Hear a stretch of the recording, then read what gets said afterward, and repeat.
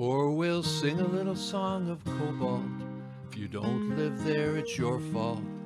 Oh, you Cobalt, where the big gin rickeys flow, where all the silver comes from, and you live a life and then some. Oh, you Cobalt, you're the best old town I know.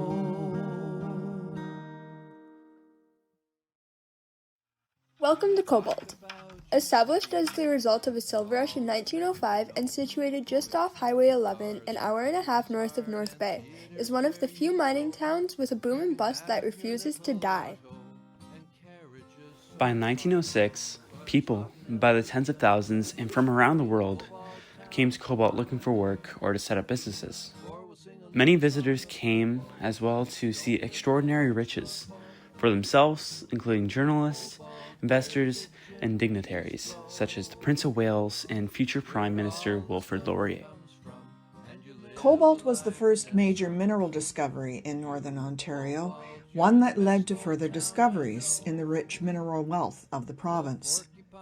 Cobalt was also the origin of the modern mining techniques and the fight for better and fair wages.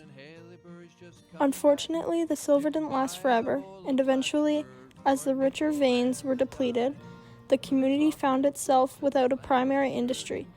However, the community refused to disappear, and over time, a push to get recognized as Ontario's most historic town came about to try to leverage the historic nature of the town as a tourist attraction.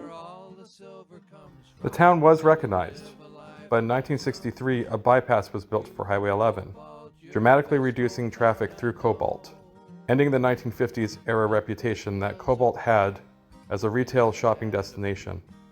Some of the buildings on the former highway through town have been demolished over the years, and many others are in bad repair, neglected, or empty. Some of the buildings were sold off to absentee landlords or used by squatters, such as the case of the former public school, which was burned down after squatters had taken up residence. Cobalt has only one school now, St. Patrick's, and with the current population of the town being around 989, there is a chance that one day it too may close, making it even harder to attract families with children to the town.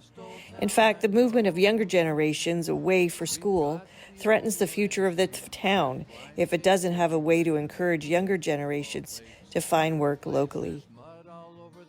Today, the population has dropped considerably from the thousands of residents in the past, and with an aging population, many who are retired and on a fixed income.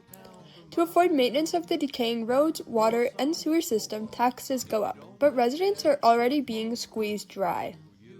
Public parks and gardens, fences, and railings along the sidewalks and up the many staircases are often not maintained due to a lack of funds. Sometimes, volunteer groups like the Cobalt Historical Society or concerned private citizens take control to clean up the worst of the eyesores. However, a lot of positive changes have been seen over the years, and part of the reason why individuals continue to come to stay in town is due to the Northern Ontario landscape. The town fits uniquely into the environment, as it is surrounded by the picturesque wild brush of the north. The draw of living so close to cottage country while having substantial development nearby makes this region an emerging place of growth.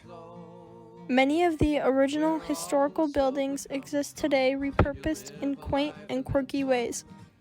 The town hall was originally built in 1912 as Cobalt's YMCA. The Bank of Ottawa, 1913, is now Pinky's Variety Store. The Conneagus Mine headframe is now a tea room, the Lavender Fox Tea House, and the original Bank of Commerce building is now a home and workshop to poor boy souls. White Mountain Publishing, a used bookstore and publishing house, resides in a former grocery store. And the Silver Moccasin, which sells Indigenous arts and resources, is housed in the old office of one of the first doctors in town. The local Legion meets out of the original Great War Veterans Association building, and the retail space below is rented to Laura's Art Shop. Laura herself is a talented artist and carries a wide array of art from regional talent. Next door is the iconic Royal Exchange building, where the Bunker Military Museum is housed, a museum with a unique dedication to all who served in the military, regardless of the flag they served under. Finally, there's also the former Temiskaming and Northern Ontario train station, which has been recently renovated to be an event centre.